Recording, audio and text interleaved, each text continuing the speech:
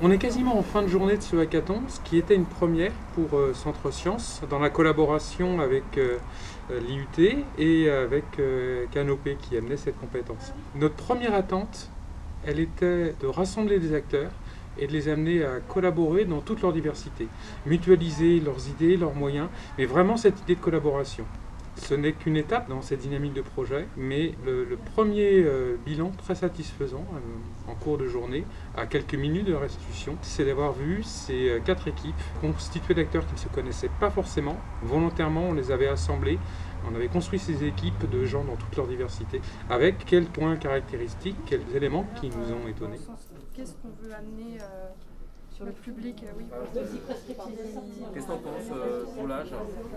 Moi, ce qui m'intéressait beaucoup aujourd'hui, c'est de voir émerger effectivement des formats de médiation. On passe vraiment de ces approches qui ont fait les grandes heures de la médiation scientifique, qui étaient très descendantes, très transmissives, où on avait pour vocation d'apporter des éléments de réponse à des questions que les publics ne se posaient pas toujours, mais en tout cas, on trouvait une curiosité scientifique chez le public qui était seulement en attente de comprendre, de satisfaire une curiosité. Et on est passé à une demande de comprendre, mais pour pouvoir agir, pouvoir prendre des décisions. On le voit ici dans ce que proposent les 4 équipes. Moi, j'ai parcouru un petit peu et j'ai pu voir des choses comme des escape games, de la collaboration, du partage, mettre les publics en questionnement, en réflexivité, trouver eux-mêmes déjà les questions et trouver les réponses. Et je trouve ça très intéressant. Ce que je voudrais, c'est un projet transversal sur plusieurs formations. Finalement, l'intérêt des journées comme celle-ci, ça serait de mettre les gens en réseau.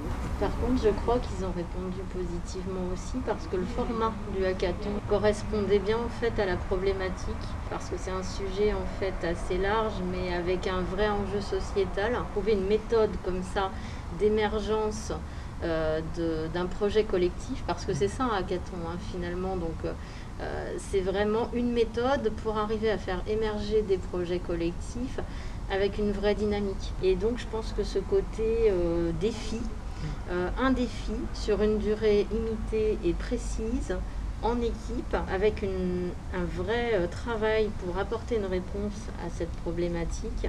Et en l'occurrence aujourd'hui, c'était de trouver de nouvelles pratiques de médiation scientifique vers les publics un peu éloignés de ces thématiques-là. À l'inverse, éviter les formats trop longs, c'est un peu rébarbatif.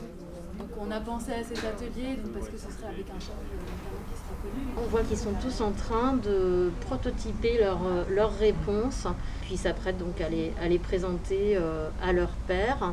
Et puis aux organisateurs et aux partenaires institutionnels. Les participants, ils sont tous acteurs, il y a une vraie démarche de projet et puis c'est un travail en équipe. Donc ces pédagogies actives-là et puis cette mise en valeur, cette mise en exergue de l'intelligence collective, et bien ce type de salle où on peut bouger, on peut utiliser plein d'outils différents. C'est un petit peu comme dans les ateliers Canopé et ça c'était très agréable. Par le Centre Aidé qui travaille sur ces thèmes, et le thème de la santé, l'environnement. Nous on avait pensé par exemple une expérience d'aller ensuite sur des marchés, voir avec un nutritionniste les différents producteurs sur le marché en tant que tel devant le public. Alors, en tout cas, merci à la fois aux participants.